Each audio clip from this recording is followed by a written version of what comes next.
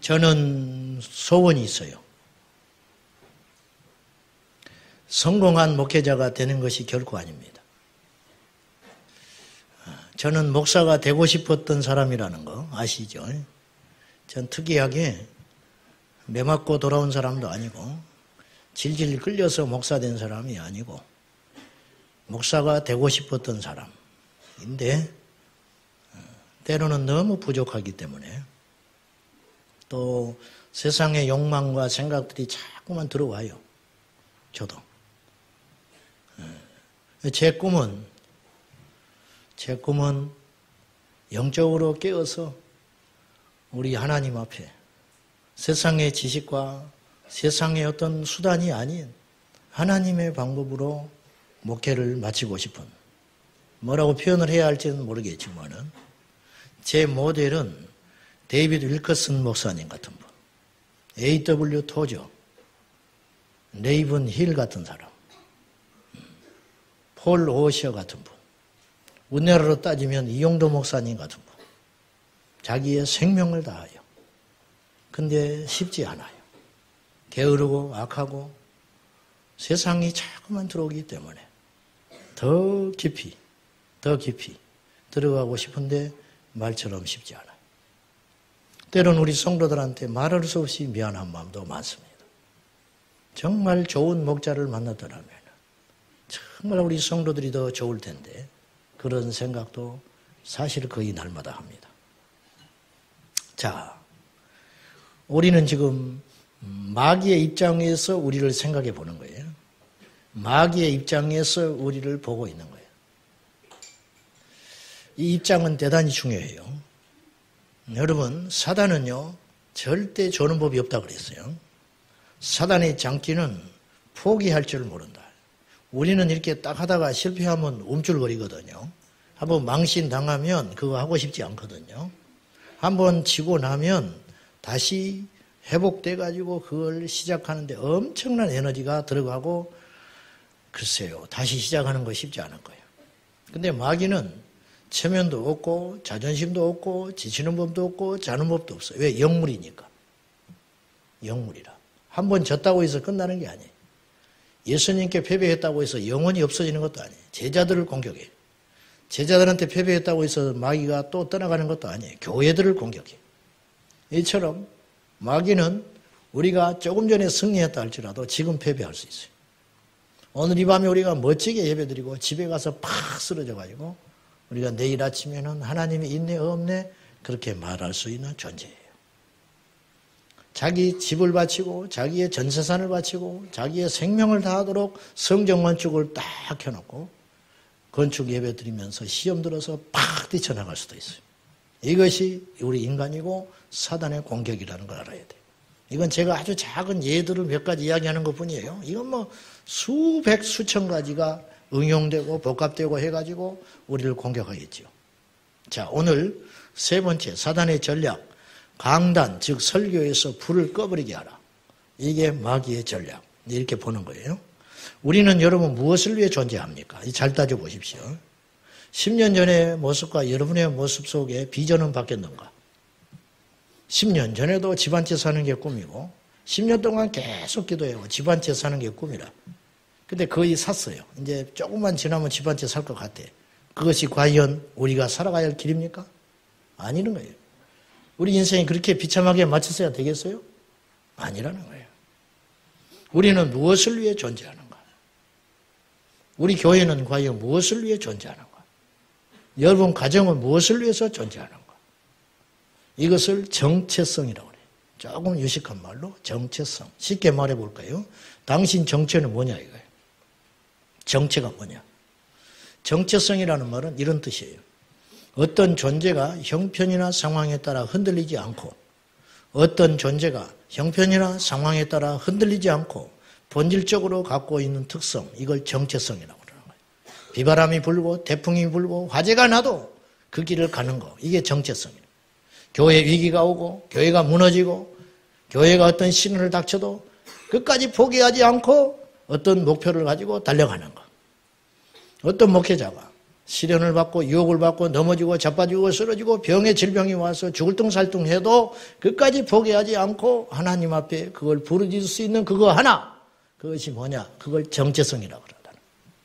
이 땅의 그리스도인들 중에 정체성이 없는 성도들이 너무 많고 이 땅의 목회자들 중에 저를 포함해서 정체성이 없거나 흔들릴 수가 수없이 있다는 거예요. 무엇 때문에 나는 이 자리에 서 있는가? 여러분은 무엇 때문에 이 자리에 여기에 와 있는가? 이걸 분명히 정신 차리고 바라는 거예요. 좀 다른 이야기 할게요. 거듭나지 못한 그리스도인들이 숱하게 많아요. 제가 말했어요. 지옥에 가서 자기 교회 목사를 만나는 것처럼 비극적인 일은 없다고. 여기 이곳에서도 지금 거듭나지 못한 사람이 있어요. 얼마나 되는지는 모르지만 있어요. 여러분 기억하셔야 돼요. 노아의 홍수가 날 때 8명만 구원받았어요. 80에서 100년 동안 방주 지었는데 왜 그 긴 시간 방주를 지으라 했겠어요? 표식이에요, 표식. 우리 주님이 지금이라도 오실 수 있어요. 왜 구원의 때를 늦추시는지 아십니까? 베드로후서 1000년이 하루 같고 하루가 1000년이 같은데 한 사람도 멸망받지 않고 우리 주께로 돌아오기를 위해서 우리 주님이 기다리고 계시는 줄을 모르고 스스로 의롭다 생각하고 스스로 구원받다 생각하고 스스로 대단하다 생각하는 헛된 헛개비 같은 겉만 그럴듯한 그리스도인들이 너무 많다는 거죠. 거듭나지 못한 목사가 이 땅의 강단에 너무 많습니다. 거듭나지 못한 장로님들이 너무 많습니다. 거듭나지 못한 집사님들이 수두룩합니다. 거듭나지 못한 총회장이 수두룩하고 거듭나지 못한 선교사가 많습니다. 거듭나지 못한 신학생들이 신학교에 넘쳐나고 있습니다. 어떻게 하냐고 말이에요. 어떻게. 정체성. 예수님의 정체성이 뭔지 아세요? 십자가. 그래서 마귀는 예수님부터 십자가 뺏어버리는 거예요. 그 십자가가 여러분 있으세요?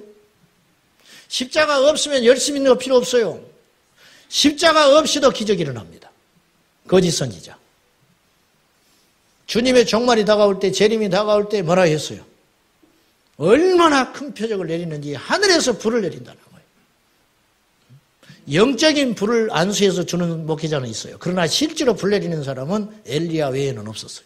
그런데 앞으로 그런 날이 온다는 거예요. 얼마나 큰 기적을 행하는지 하늘에서 불을 내린다는 거예요. 그러나 그 불은 가짜 불이에요. 그거는 하나님으로부터 온 불이 아니라 악한 마귀에게서부터 온 불이다. 그러니 안 넘어갈 재간이 있냐고요. 안 넘어갈 재간이 있냐고. 자, 이 강단에 어떤 사람이 있어서 성경의 진리가 아닌 것을 전하는데 손을 얹으니까 귀신이 나고 손을 얹으니까 병자가 일어나고 손을 얹으니까 막 번쩍번쩍 하면서 불이 떨어졌다고 합시다.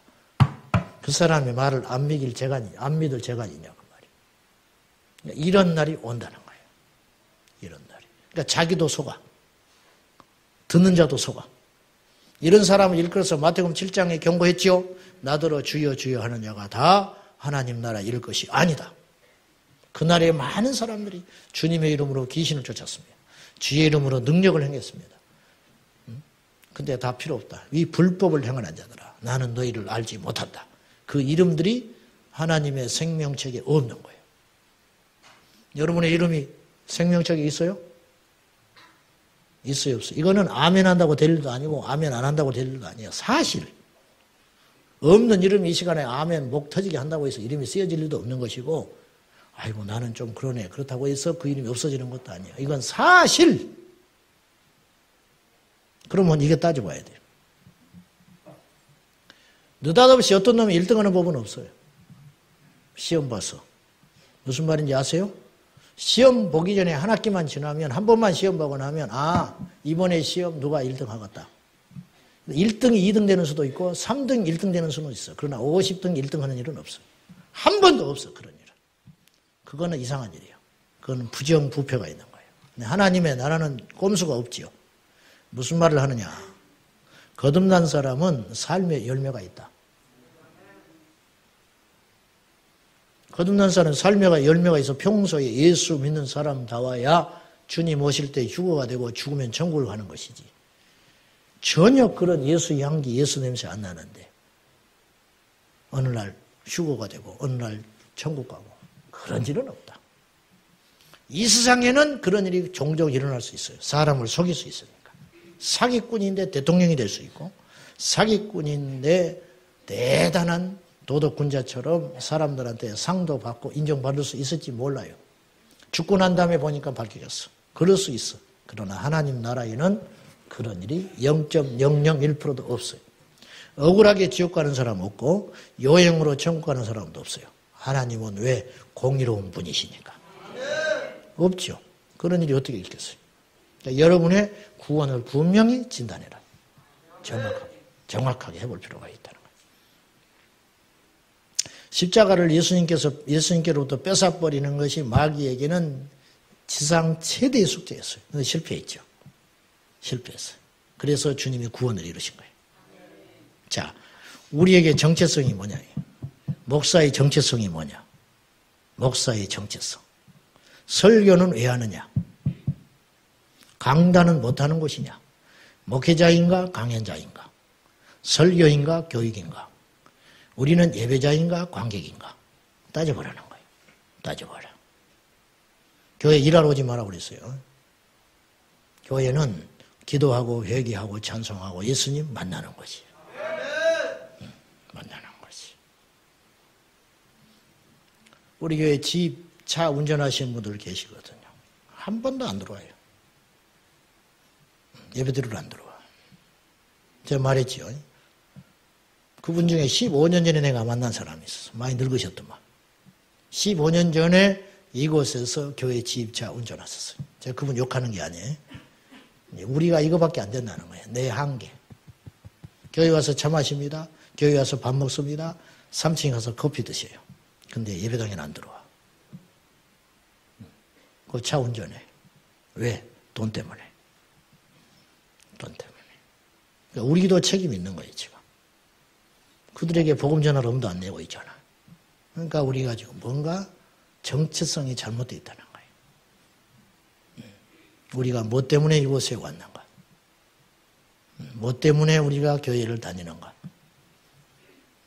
분명히 해야 한다는 거예요. 아멘. 이것이 틀어지면 끝장나는 거예요. 마귀는 이거 흔들어 버리는 거예요. 엘리야 시대의 영적 상황을 보면 30절을 보면 알 수 있어요. 30절 한번 봐요. 오늘 본문은 아닌데 엘리야가 시작. 엘리야가 모든 백성을 향하여 이르되 내게로 가까이 오라. 백성이 다 그에게 가까이 가매 그가 무너진 여호와의 제단을 수주하되 여호와의 제단이 무너져 버렸어요. 얼마나 그동안 제사를 안 드렸는지. 여호와께 드린 제단이 무너져 버렸다는 것은 얼마나 오랜 시간 동안 하나님께 드리는 제사가 중단되었는가. 제단이 정체성을 잃어버린 거지. 왜 이 모양이 됐냐 이거예요. 왜?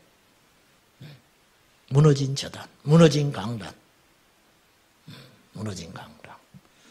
강단에서 불을 빼버리는 것이 사단의 전략이라. 교회만 왔다 갔다 하는 거예요. 목회자 자신도 믿음이 없어. 오늘 어떤 사람이 거듭나고 어떤 사람이 기적이 일어나고 어떤 사람의 심령의 역사가 일어날 걸 안 믿어. 안 믿고 말만 하는 거예요. 예배 참석하는 자들도 기대하지 않아요. 그냥 내가 장로니까 오는 거예요. 내가 누구를 전도했는데 내가 안 가면 그 사람이 나를 찾을 것 같으니까 오는 거예요. 벌써 정체성이 깨져버린 거죠. 잘못된 거죠. 앞으로 우리가 그런 식으로 하나님께 예배하는 한 절대로 그 심령의 기적은 안 일어난다. 그렇지 않겠어요? 주님이 목적이야. 주님. 기도하고, 바라고, 소원하고. 자, 살아있는 강단은 몇 가지 특징이 있어요. 현실적으로 그렇지 않기를 원하지만, 저도 역시 바라는 바는 아니지만, 현실적으로 현대교회에서 설교의 비중은 절대적이에요. 어쩌면 99%예요. 현대 개신교 교회에서 설교가 차지하는 비중은 99%. 나머지는 이제 뭐 거리, 나머지는 뭐 어떤 시설, 뭐 그런 거 볼 수도 있고 그렇게 보겠지만은 결국 현대 교회에서 비중은 99%. 그는 사단이 강단을 깨버리면 얼마나 무시무시한 일이 벌어지겠는가. 혹은 선포되되 그 말씀이 생명이 없는 인간의 강론으로 만들 수만 있다면 얼마나 많은 사람이 모이든지 마귀는 무서워하지 않을 것이다. 그렇지 않겠어요? 그 목사가 아무리 대단한 인격자라도 마귀는 무서워하지 않는다. 왜? 그 사람들을 거듭나게 할 수 없었기 때문에. 무서워하지 않지요. 떨지 않지요. 마귀가 부자 무서워해요? 마귀가 건강한 사람 무서워해요? 마귀가 도덕군자 무서워해요? 아니에요. 마귀는 예수로 꽉 찬 사람 무서워하거든요. 근데 이것이 없는데 뭐는 무서워해요? 상암 월드컵 경기장에서 6만 명 묘가자 무서워하지 않는다니까. 한 사람이 거듭나는 걸 무서워하지. 안 그래요? 그러지 않겠어요? 자, 첫째, 살아있는 강단은 첫째, 엘리야가 있어야 돼. 엘리야. 하나님과 잠자고 침체되고 죽어있는 백성들을 연결시킨 고리가 엘리야예요. 그렇죠? 워치만이는 그런 말을 했어요. 회중 가운데 이제 집회를 할 거 아니에요. 집회든 예배든 뭐 크든 작든 집회를 하는 중에 한 사람이라도 깨어있는 하나님의 영에 사로잡힌 한 사람만 있으면 그날 집회는 달라질 것이다. 의미심장한 이야기. 여러분, 그 한 사람이 여러분이 되셔야 돼요. 절대 구경꾼 되지 마시라. 예배 시간에 와서 전에 잡담하고 앉아있어요. 심지어는 설교 시간에도 잡담하는 사람이 있으니까. 그 예배를 방해하는 거예요. 육적인 거거든요. 여러분, 이 예배라고 하는 것은 하나님 앞에 나와서 엎드리는 이 예배라고 하는 것은요. 단순히 어떤 회집 모임이 아니에요. 이건 생과 사가 오고 가는 엄청난 치열한 전장이라는 걸 알아야 돼. 어떻게 할 수 있어요? 엘리야가 있었다. 엘리야가 이스라엘의 역사를 바꿨어요. 한 사람이면 충분해. 우리 청년 중에 그 한 사람이 나오기를 바라고, 우리 자녀들 중에 그 한 사람이 나오기를 바라고, 우리 교회에서 그 한 사람이 나와야 돼. 힘든 일이지만, 너무 이 고달픈 것이지만, 우리 교회가 하나님 앞에 그렇게 쓰임받을 수 있다면 힘들지만 감사한 일이에요. 왜냐하면 하나님께서 우리에게 무지무지한 연단을 하실 것이니까. 쓰려면. 두 번째, 우리에게는 불이 있어야 돼요. 살아있는 강단에는 불이 있어요. 불. 할렐루야. 살아있는 강단에는 불이 있다. 제단에 내린 불. 엘리야의 제단에 불이 내리지 않았으면 엘리야는 실패됐어요. 엘리야는 죽는 거예요. 불이 임하니까 바알과 아세라 선지자 850명. 850명. 바알 선지자 450명. 아세라 선지자 400명 합쳐서. 근데 이제 이거는 850명이 왔는지 아니면 바알 선지자 450명만 왔는지 그것은 보는 관점에서라 달라요. 그래서 450대 1일 수도 있고 850대 1일 수도 있어. 그거는 뭐 중요한 게 아니에요. 어찌됐든 이 불이 임했기 때문에 승리할 수 있었어요. 강단에도 불이 필요하다. 많고 적고를 떠나서 불이 필요하다. 이 세상의 강단은 두 가지 중에 하나밖에 없어요. 그러니까 화려한 강단, 화려하지 않는 강단 틀렸어요. 그게 아니고 여호와의 불이 있는 제단과 불이 없는 제단이 있다. 이것이 있어야 한다는 거예요. 설교자에게 불이 있어야 돼요. 회중 가운데 불이 있어야 돼요. 찬양 가운데 불이 있어야 돼요. 기도 가운데서도 불이 있어야 돼요. 박자 좀 틀려도 괜찮아. 하다가 마이크가 펑 나가버리 있어요. 괜찮다니까. 여호와의 불만 있으면 되는 거예요. 여호와의 불. 그것이 가장 근본이 되고 중심이 되는 거예요. 그것이 있는 다음에 다른 것이 있다면 좋겠죠. 그러나 이것이 빠진 상태에서 다른 어떤 것이 있어도 그 모임은 인간의 모임 이상 이하도 될 수 없고 절대 기적도 일어나지 않는다. 불이 없는데 어떤 사람이 감동을 받았어. 그건 윤리적 감동, 혼적 감동. 그 사람 거듭나게 못해. 그 사람은 속상해서 울 수도 있는 것이고 기뻐서 눈물 흘릴 수도 있는 거예요. 그건 영적인 것과 아무런 상관이 없어요. 책 하나 봐도 눈물 나요. 책 하나, 다큐멘터리 하나 봐도 감동을 받아요. 아침마당에 봐도 질질 울 수 있어요. 텔레비보면서. 그거 다 필요 없는 거예요. 이 불은 하늘로부터 임합니다. 성경은 불의 책이에요. 할렐루야. 성경은 불의 책이라. 불. 호렙산 떨기나무에 불이 임함으로 이스라엘 백성들이 애굽에서 나올 수 있었어요. 엘리야의 재단에 불이 임함으로 이스라엘 백성들이 정신 차릴 수 있었어요. 초대교회 가운데 성령의 불이 임함으로 교회가 탄생할 수 있었어요. 1907년 평양 장대영 교회에 불이 임함으로 한국교회 부흥이 시작이 됐어요. 뭐 이러쿵 저러쿵 말은 많아. 목회자가 타락했다, 어쩐다, 성도들이 어쩌다 저쩌다, 건축했다, 넘어졌다, 어떤 사람이 돈 훔쳐서 도망갔다, 별소리가 다 나오지만 답은 하나예요. 불이 없는 게 문제라. 이 제단에 불만 임할 수 있다면, 이것에 여호와의 불만 임할 수 있다면 우리는 어떤 대가도 지불할 수 있어요. 불이 임하면 암 환자도 나을 수 있고, 낫지 않는다 할지라도 그 사람은 기쁨으로 할렐루야 찬송하며 여호와께 갈 수 있어요. 두려워 떠는 자 심령에 불이 임하면, 모세는 나는 입술이 둔합니다. 아무것도 못한다는 거예요. 말 못하면 끝장난 거죠. 80세 된 노인이 말을 못해. 그럼 어디다 써먹을 거예요, 그 인간을? 나이가 젊든지 말이라도 잘하든지 뭘 할 거예요, 뭘 할 거예요. 근데 그에게는 불이 있었어요. 하나님이 쓰잖아요. 초대교회 성도들 120명 오합지졸들 모여있는 거예요. 예수님의 모친 마리아, 동생들, 그 밖에 도망가지 못하고 절절절 떨면서 폐잔병들처럼 120명 모여가지고 문 닫아놓고 그들이 기도하는 거예요. 그때 불이 임하지 않았으면 교회는 없는 거예요. 불이 없었으면 우리는 이곳에 있을 수도 없고 우리는 전부 지옥에 갈 백성들이에요. 그런데 하나님께서 불을 주시자 그 겁쟁이들이 나가서 복음을 전하니까 베드로가 3,000명, 5,000명 회개시켜 여호와께로 돌아오는 역사가 일어나고, 가는 곳마다 귀신이 떠나가고, 가는 곳마다 안진병이가 일어나고, 가는 곳마다 하나님의 역사가 일어났다는 거예요.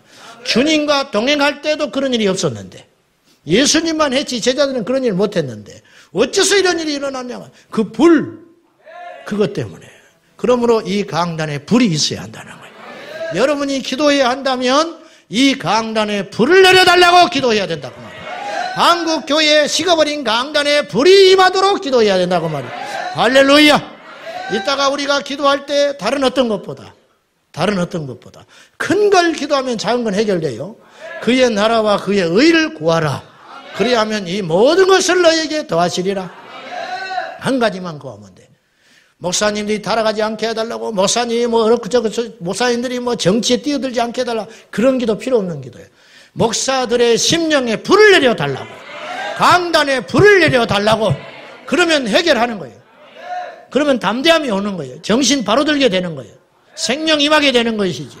그래서 살아있는 강단에는 뭐가 있어야 한다고요? 불이 있어야 한다. 기도의 불, 성령의 불, 능력의 불이 있어야 한다. 이 제단에 불이 임하기를 축복합니다. 여러분의 심령에 불이 있어야 한다. 내 심장에 불이 있어야 한다 그 말이에요. 살아있는 강단에는 불이 있다. 60년대 70년대 한국교회 부흥을 할 때 기도원마다 불이 임했어요. 두세 사람이 모이면 불이 임했어요. 오늘날 이 불이 어디 있냐고 말이요. 이 불이 어디 있느냐. 이 불이 꺼져가고 있다. 이 불. 설교에도 불이 있어야 한다고 말이에요. 누가복음 24장 32절 찾아봐요. 시작. 우리에게 성경을 풀어주실 때 우리 속에서 마음이 뜨겁지 아니하리라. 제자 두 사람이 누군지도 몰라. 엠마오 도상을 거쳐서 걸어가고 있는데 예수님이 부활하셨는데 예수님을 몰라봐요. 다른 형상으로 하늘의 형상을 해보겠다는 걸 알 수 있는 대목이죠. 그 주님과 이야기를 하는데 성경을 풀어주는 거예요. 자기들이 평소 몰랐다는 걸 싹 풀어줬어요. 그리고 주님이 가셨어요. 간 다음에 두 제자가 대화하는 거예요. 이제 보니까 이제 그분을 알게 됐거든요. 그래서 같이 가자고 사정했는데 주님이 먼저 가셨어요. 몰랐는데 그분이었어요. 그리고 이 둘이 대화하는 거예요. 아까 그분이 우리에게 말씀을 풀어주실 때 우리 심정이 뜨겁지 않더냐. 이게 뭐예요? 불. 말씀을 들으면 불이 임해야 되는 것이다. 말씀. 그러니까 설교자에게도 책임이 있고 관객 청중에게도 책임이 있는 거예요. 이게 일치돼야 돼. 일치. 예수님이 불을 토하셨지만 바리새인들은 차단하여 교만하여 예수님을 죽이려고 했어요. 그렇죠. 세리와 창기 죄인들은 예수님의 불을 받았어요. 그래서 회개하고 통곡하고 주께로 돌아간 것이거든. 이게 같이 맞물려 가야 돼. 같이. 옆에 사람은 펄펄 뛰고 방언을 하고 손들고 찬송하고 주님 만나겠다고 난리인데 옆에서는 아이고 별나게 믿고 있네. 안 되는 것이죠. 구경꾼 되지 마라. 구경꾼 되지 마라. 그 말이에요. 죽은 설교에는 불이 없어요. 불이 없기 때문에 죽은 거야. 그래서 어떤 설교자는 이런 말을 했어요. 당신의 설교 원고에 불이 없다면 그 원고를 불에다가 던져버려라 그랬어요. 어차피 틀린 것이니까 태워버려라. 뭐하러 그런 설교하냐 그 말이에요. 세 번째, 살아있는 강단은 애통함과 비통함이 있어야 됩니다. 사역에 비통함이 있는가? 가볍기 그지 없어요. 배가 불렀어요. 아픔이 없어요. 하나님의 마음. 성도들은 지적과 징계를 원치 않아요. 폐허가 된 아버지의 집을 보고도 아파하지 않는 자식과 같아요.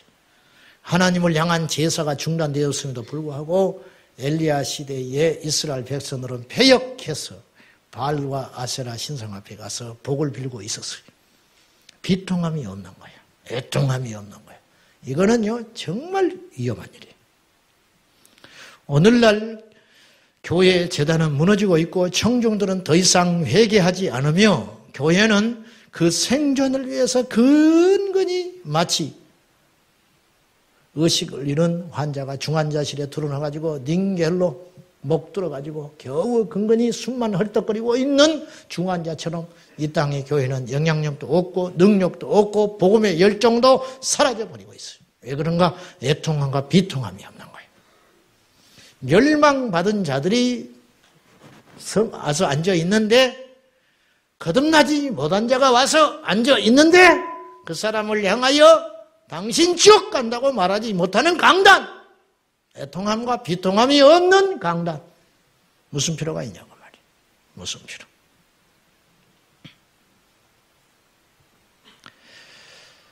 하나님 앞에서 더 이상 통곡하거나 울지 않는 예배자들, 가벼운 농담과 가십거리로 전락해보는 수많은 설교자들, 강단들.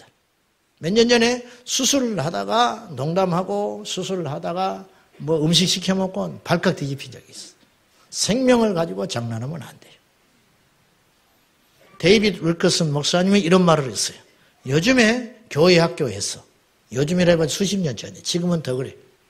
요즘에 교회 학교, 어른은 말할 것도 없고 교회 학교에서 복음을 듣지 못하여 죽어가는 아이들이 있는데 그것 때문에 우는 교사는 몇이나 되느냐. 말해보면 알거든요. 담배 냄새 풀풀 피우고 고등학교 1학년짜리 와서 앉아있어. 고개 푹 숙이고 성경도 안 가지고 1년 동안 그 짓을 해요.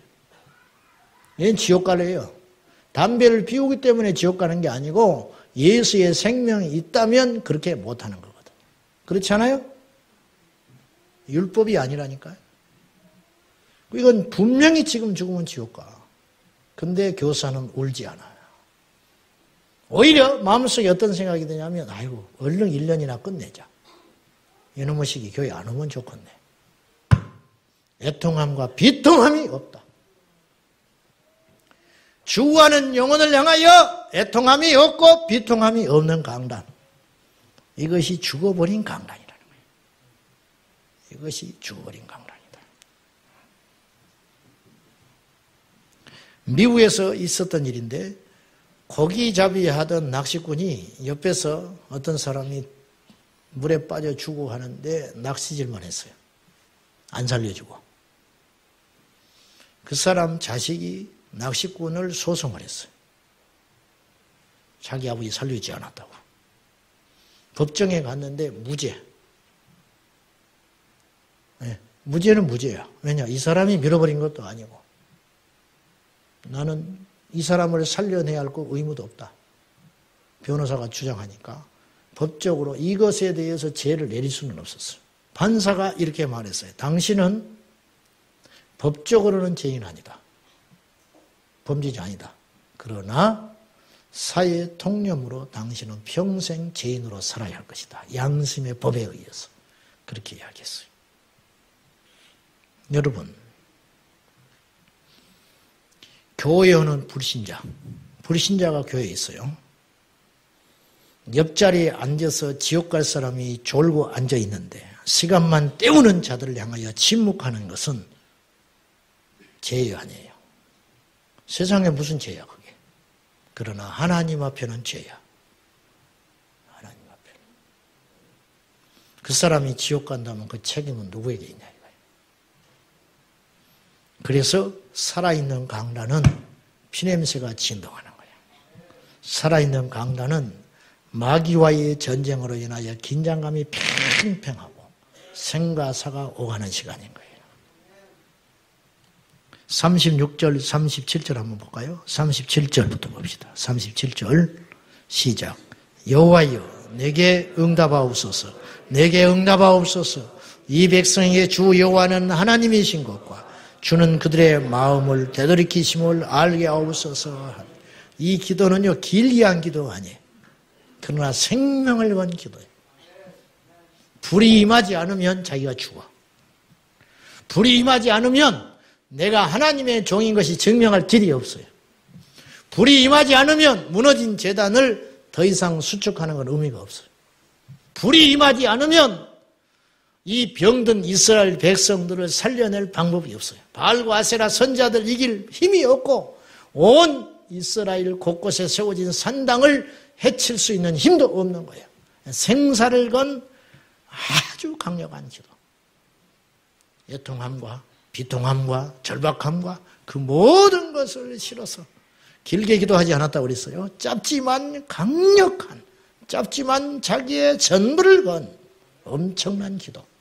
이것, 이 비통함이 있는가? 이 애통함이 있는가?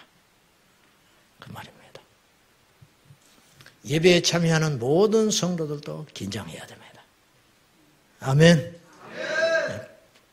고치세요. 습관. 아주 나쁜 습관들이 있어. 늦게 나타나가지고 덜렁덜렁 해가지고 와서 기도하고 간절히 여호와를 구하고. 옛날에 이게 많았거든요. 내가 어디 교회를 가도 이게 없어. 우리 교회도 없으니까 뭐 말할 것 없지.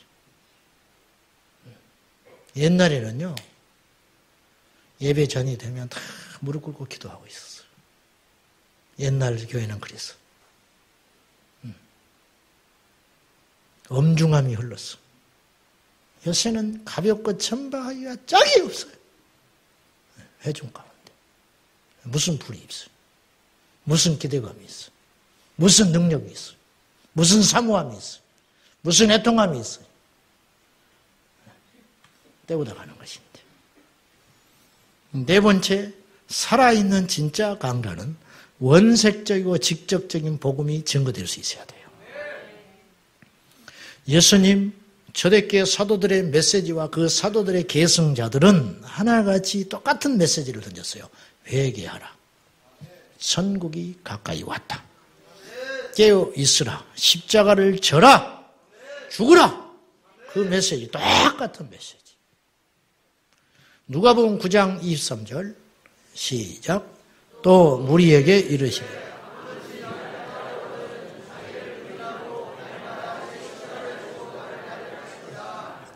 아멘.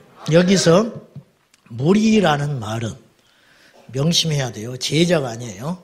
원어에는 모두에게 말씀하셨다. 모든 청중에게 말씀하셨다. 초신자, 새신자가 어디가 있어요? 하나님 나라에. 스스로 그 올무에 빠지면 안 돼요. 초신자, 새신자가 어디가 있어요? 하나님 나라에. 믿는 자와 안 믿는 자만 있는 것이지. 어떤 사람이 교회 나온 지 1년 됐는데 막 은혜를 받고 열심히 교회 나오러 와 놀래. 왜 놀래? 그게 놀랄 일이요? 30년 다녀도 비실비실하고 있는 게 놀랄 일이지. 어째서 그것이 놀랄 일이에요? 초신자가 어디가 있어요? 성경에 초신자라는 말 나오는 거 봐봐. 갖고 와봐서 있지 않은데. 성경에 새신자라는 말이 있는가? 제가 말했죠. 예수님은 맞춤식 설교하신 적이 없다. 맞춘식 설교 안 했어요. 예수님이요, 딱 돌아보고 무리들이거든. 그 중에는 처음 본 사람도 있을지 몰라.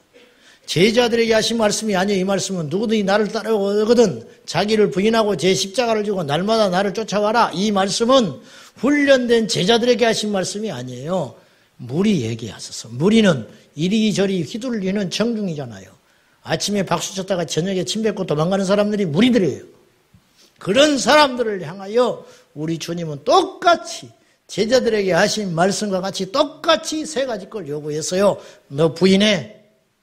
너 십자가 져. 그리고 나를 날마다 쫓아와. 처음부터 신앙의 첫 단추를 제대로 껴야 된다 그랬어요. 주일날 와서 예수님 있게 예배하고 믿었으면 그 다음날 새벽기도 나와야 돼. 사실은. 그것이 교회야. 그것이. 안 그래요? 그리고 그저 금요일날 성령 세례받고 방언하는 거야. 이게 초대교회였어요. 그리고 그 다음 주에 자기의 전부 걸어버리는 거지.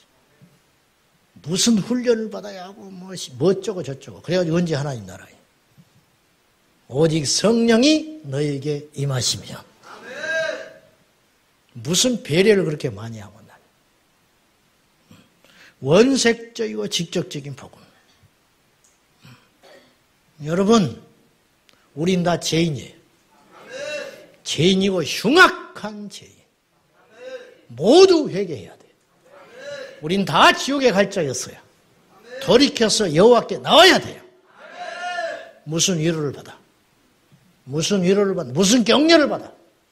죄는 버리면 되는 것이고 회개하면 되는 것이고 다시는 그렇게 안 살면 되는 것이고 무슨 훈련받고 위로받는다고 변합니까? 기만 더 세져가지고 버릇만 더 나빠져가지고 안 되는 것이. 이래가지고는 하나님 나라가 완성될 수 없어요. 우리 교회는 위로받는 것이 아니에요. 아멘? 아멘 크게 하셔야 돼요. 우리 교회는 위로받는 것 아니에요. 우리 교회는 관심받는 것 아니에요. 우리 교회는 격려받는 것이 아니에요. 우리 교회는 전투 함정이에요. 마귀와 싸우고 죄와 싸우고 날마다 회개가 일어나고 날마다 성령의 역사가 일어나고 날마다 변화가 일어나고 날마다 원수와 손을 잡고 날마다 새 사람 되어가는 곳. 그것이 교회지. 그것이 교회지. 10년 있다가 술 끊고 20년 있다가 담배 끊고 30년 있다가 11조하고 그 사이에 주님 오시면 어떡할 건데. 그 사이에 주님 오시면 어떡할 것인데. 성경을 한번 읽으려면 1년 걸릴 수 있어요. 예를 들면 시간도 없고 모르고 잘 모르니까 그것과 별개로 구원받는 건 순간, 변화되는 건 순간이라니까. 성경을 한번 읽어야 구원받는 거 아니에요. 교회를 나와서 세례를 받아야 그 사람이 온전한 예수의 사람이 되는 게 아니에요. 성령의 세례는 한 번에 와서 받을 수도 있어요. 한 번에 와서도 받을 수 있어요. 자, 그러면 마지막으로 강단을 향한 마귀의 공격은 어떻게 이루어지고 있는가? 첫째, 목회자에게서 복음을 뺏어버려라. 근본적으로요, 신학교에서부터 복음 자체를 접근하지 못하게 막아버리고 있어요. 지금 마귀는 그렇게 하고 있어요. 신학적 사고들, 신앙적 사고가 아니에요. 신학과 신앙은 달라. 신학적 사고, 자유주의 신학에 물들어가지고 편집, 비평, 어쩌고저쩌고 해가면서 성경을 난도질해가지고 제가 지지난주에 이야기했죠. 말씀의 권위를 뺏는 일들. 신학교에서부터 성경 말씀을 안 믿는 강단의 설교자들이 무수히 배출되고 있다. 쩍쩍쩍 하고 앉아있어. 그래서 자기도 믿지 않는 십자가와 부활과 영의 세계를 선포하려다 보니까 나중에는 그 횟수가 줄어들 거 아니야. 왜 강단에서 십자가의 복음이 없어지는가? 왜 강단에서 천국 지옥의 설교가 없어지는가? 왜 강단에서 예수님의 부활과 재림의 설교가 없어지는가? 왜 강단에서 심판에 대한 설교가 없어지는가? 왜 강단에서 성도의 휴거에 대해서 선포되지 않는가? 이유는 간단해요. 그 자신이 믿지 않고 있기 때문에 그래요. 여러분도 그렇죠? 여러분이 못하는 건 말 못하지요. 예? 못하고 있는 건 양심에 끌려서 말 못하는 거예요. 그래요, 안 그래요? 예? 우리 안에 예수가 있으면 예수가 나와요. 우리 안에 예수가 없으니까 예수가 안 나오는 거예요. 예, 안 나오는 거예요. 안 나와. 왜 박수치고 찬송 못하는지 아세요? 여러분 안에 불이 없어서 그래요. 불이 없어서 그래. 이제 오늘 좀 하겠구만. 아이, 목사님 너무 그렇게 판단하지 말라고. 그렇지. 기계적 판단이야. 이건 아니지만은 이를테면 그럴 수 있다는 거예요. 불이 있는데 어떻게 안 뛰어? 우리 안에 예수가 있는데 어떻게 눈물이 안 나? 우리 안에 십자가가 있는데 어떻게 눈물이 안 나는 예배를 드릴 수 있냐고 말이요. 그래 안 그래? 그렇죠? 억지로 안 되네. 천만금을 준다고 해봐야 되는 거야. 절대 안 되는 거예요. 그건 못 속이는 거예요. 거듭나지 못한 자가 거듭난 자처럼 행세 못하고 성령 받지 못한 자가 성령 받은 자처럼 행세 못해요. 예수 그리스도를 만난 적이 없는데 어떻게 예수를 전하냐고. 그러니까 내가 만난 예수를 못 전하고 책에서 만난 예수 전하는 거예요. 그래서 성도들이 자고 있는 거예요.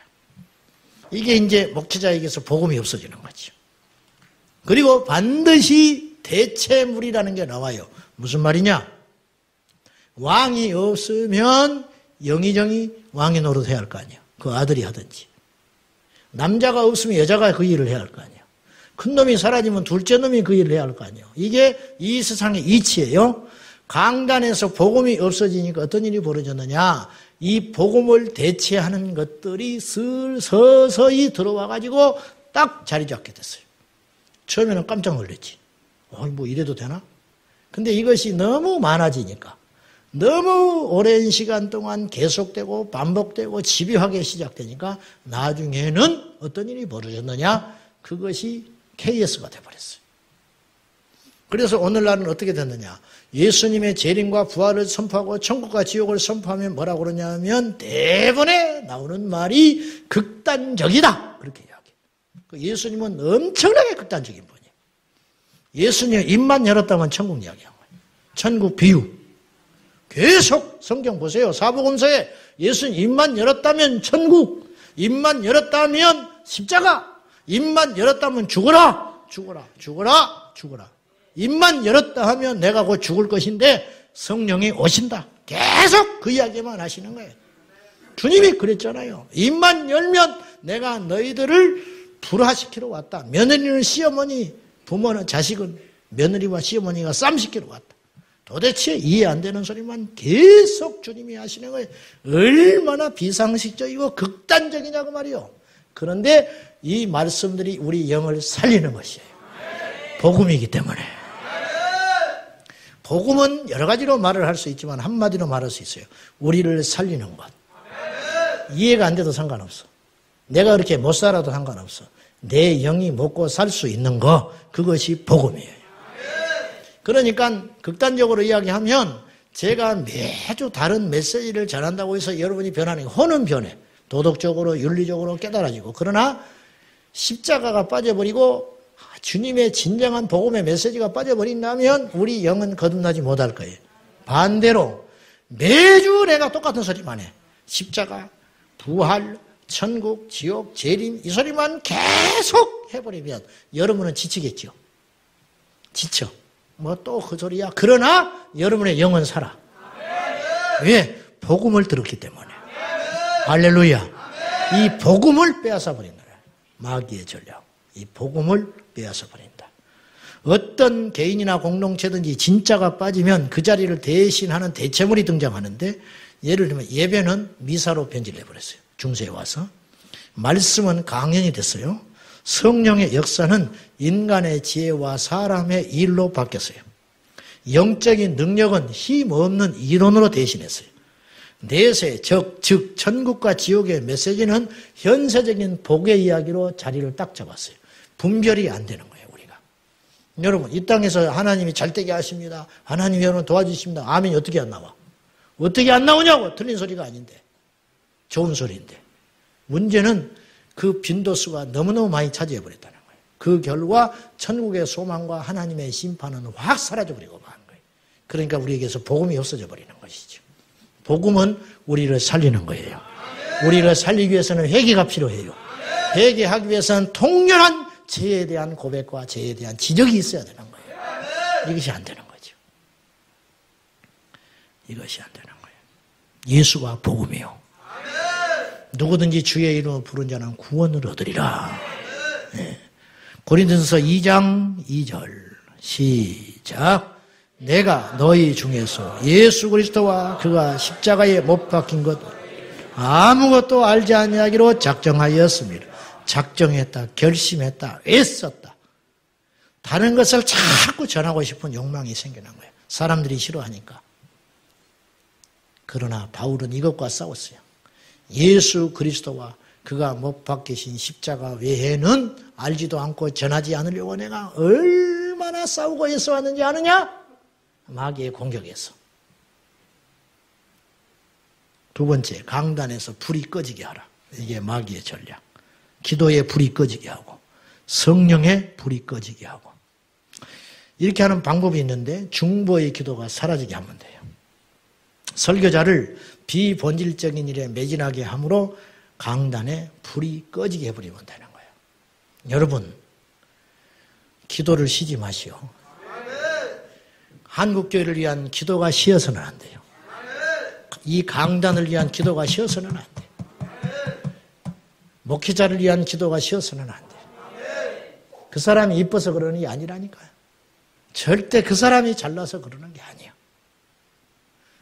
그에게서 복음이 안 나오면 우린 다 죽는 거예요. 그가 타락하면 우린 다 죽는 거예요. 그가 무너지면 우린 다 죽는 거예요. 이 땅에 목회자들이 밉네 곱네해도 이 땅에 목사들이 무너지면 이 땅에 목사들이 복음을 내치지 않으면 다 죽는 거예요. 다 죽어. 다 죽어. 그래서 기도해줘야 돼. 그래서 이 기도가 중단되지 않도록. 할렐루야. 이게 큰 기도예요. 하나님의 나라와 의를 위한 큰 기도. 세 번째, 목회자를 탈진시키게 만드는 거예요. 마귀는. 분주하게 만들고 세상의 명예를 쫓게 만들고 성도들의 갈등과 개인사의 간섭함으로 지치게 만들어 주님과의 교제를 원천적으로 봉쇄해버려요. 원천적으로 망해버려요. 이제 저와 여러분도 장성한 자가 되어서 깨어날 필요가 있습니다. 미국의 그레이스 커뮤니티 처치 존 메가더 목사님, 내가 자주 언급했지요. 이분은 목사들을 앉혀놓고 목사의 책무에 대하여 이렇게 이야기했어요. 목회자의 아이덴티티, 목회자는 못하는 사람이냐? 목회자의 정체성. 이걸 저만 알 것이 아니라 여러분도 알아야 돼. 아시겠죠? 이걸 공유해야 돼요. 자, 존 메가더 목사는 이런 말을 했어요. 목회자는 말씀으로 영양을 공급해주고 목자의 심정으로 성도들을 그리스도께로 인도하며 잘못된 것으로부터 그들을 보호하는 것이 목회자 당신의 책무이다. 당신은 이벤트 코디네이터가 아니고 당신은 재무 분석가도 아니고 당신은 비전 캐스터도 아니다. 당신은 혹은 리더도 아니다. 당신의 궁극적 책임은 혁신이나 행정이 아니고 하나님의 살아있는 진리를 정확히 전파하는 것이 당신의 책무다. 그렇게 이야기했어요. 굉장히 부지런해 이 목사는. 근데 진리를 전하지 않아. 엄청나게 존경받아 도덕적이고 윤리적이었어. 한 사람도 회개를 못 시켰어. 어떻게 생각해요? 틀린 거죠. 이것도 하고 이것도 한번 더 할 나위 없이 좋지만 꼭 해야 할 일이 하나 있다면 그게 뭐냐. 마귀는 분주하게 쓸모없는 일에 목회자를 투자하고 탈진시켜가지고 정작 복음의 빛을 가리게 한다. 이 땅의 강단과 설교자를 위해서 기도하셔야 됩니다. 교회는 누가 말한 것처럼 하나님의 입, 교회는 하나님의 입이에요. 하나님의 입이 봉쇄되면 하나님의 뜻은 이 땅에 어떻게 선포될 겁니까? 마귀의 세 번째 전략, 강단에서 설교에서 불이 사라지게 하라. 이게 사단이 하는 일인 걸 꼭 깨닫고 우리 모두가 깨어서 정신을 차려서 저나 여러분이나 이 강단에 불이 임하도록 한국교회 1907년 대부흥 각성운동이 일어나는 것처럼 이 땅에 교회, 강단, 설교자들마다 불이 임하도록, 그리하면 우리가 얼마나 위대한 역사가 일어나겠습니까? 이러한 일이 일어나도록 이 말세 지말에 깨어 중보 기도하는 저와 여러분, 우리 교회가 꼭 될 수 있기를 예수님의 이름으로 축원합니다. 이 강단에 예수의 피가 흐르도록, 이 강단에 성령의 불이 임하도록, 몇 사람이 모이느냐가 중요한 게 아니고, 사람들이 그걸 듣든 안 듣든 그것이 중요한 게 아니고, 홀로 하나님의 제단을 수축하여 물을 붓고 도랑을 부어놓고 그곳에 불을 구했던 엘리야의 심정처럼 이 시대에 깨어있는 하나님의 사람들이 일어날 수 있기를 여러분이 기도해 주시기를 예수님의 이름으로 축복합니다.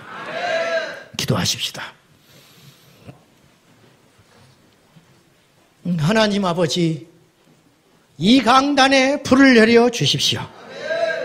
지치지 않고 쉬지 아니하시는 성령의 불, 한국교회 5만여 교회 강단마다 매일매일 불을 주시옵소서. 주일마다 불을 내려 주시옵소서.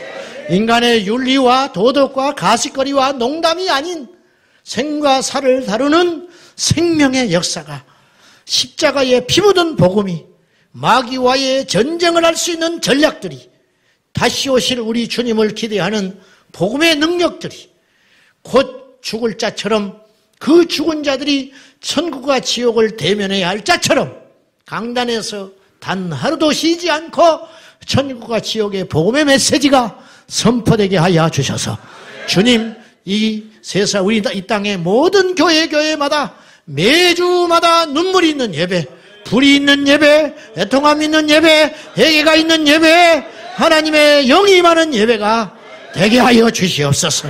이곳에서 그런 일이 일어나기 원합니다. 이 밤에도 그런 일이 일어나게 하여 주시옵소서. 주님 기대하고 소망합니다. 우리의 유일한 소망, 우리 주 예수 그리스도, 주여 우리에게 불을 주시옵소서. 우리에게 불을 주시옵소서. 예수님의 이름으로 기도하옵나이다. 아멘.